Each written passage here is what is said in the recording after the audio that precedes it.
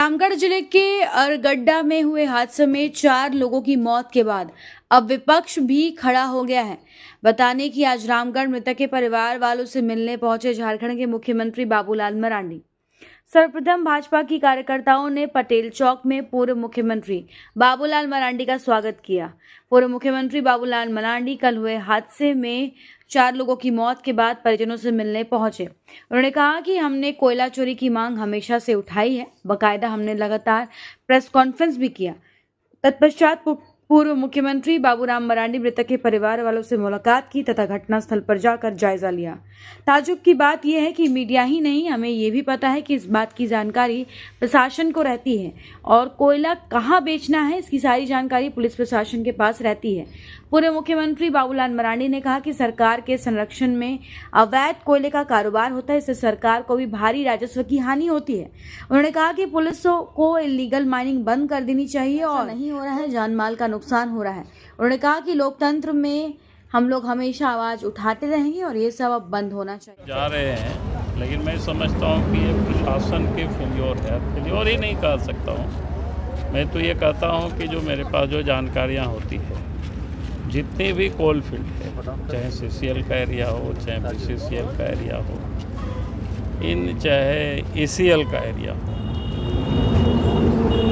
झारखंड के जो पुलिस प्रशासन है, इनके संरक्षण में कोयला का ये अवैध कारोबार चलता है। और जब अवैध कारोबार चलता है तो इस प्रकार की घटनाएं या दुर्घटनाएं आए दिन, चाहे धनबाद में हो, चाहे रामगढ़ में हो या कहीं और कहीं भी हो, ये आए दिन सुनाई देता है। इसलिए मैं कहूँगा कि राज्य सरकार को एक तो जान माल की भी क्षति होती है और दूसरा राजस्व का भी नुकसान होता है। तो जितना भी इस प्रकार के जो इलीगल होते हैं उसको बंद करनी चाहिए और पुलिस को इसी काम में लगानी चाहिए। लेकिन दुर्भाग्य है इस प्रदेश की पुलिस प्रशासन इलीगल वसूल कराती है।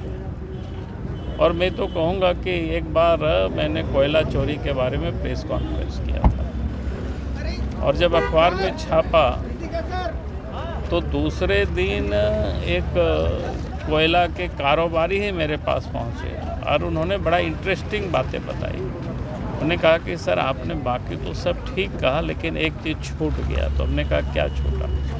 अभी रामगढ़ एरिया का ही उन्होंने बात बताया। उन्होंने कहा कि कोयला चोरी ही नहीं कराया जाता है, बल्कि चोरी क्या हुआ, कोयला कहाँ बेचा जाए इसकी भी पुलिस व्यवस्था करती है। अगर वो नहीं खरीदता है कोई फैक्ट्री वाले तो उनके ऊपर तरह तरह के इल्ज़ाम लगाते हैं, तो वो भी मजबूरन फिर उनको खरीदना पड़ता है। और ये कोई हमारे वर्कर नहीं बताया या कोई मीडिया वालों ने हमें नहीं बताया, बल्कि ये जो कोयला के कारोबारी ही हमें बताया कि हम लोगों के साथ किस प्रकार से संकट है और समस्याएं हैं। तो जहाँ रक्षक ही अगर भक्षक बन जाए तो फिर यही घटनाएं होगी, लोग मारे जाएंगे, लोग मरेंगे।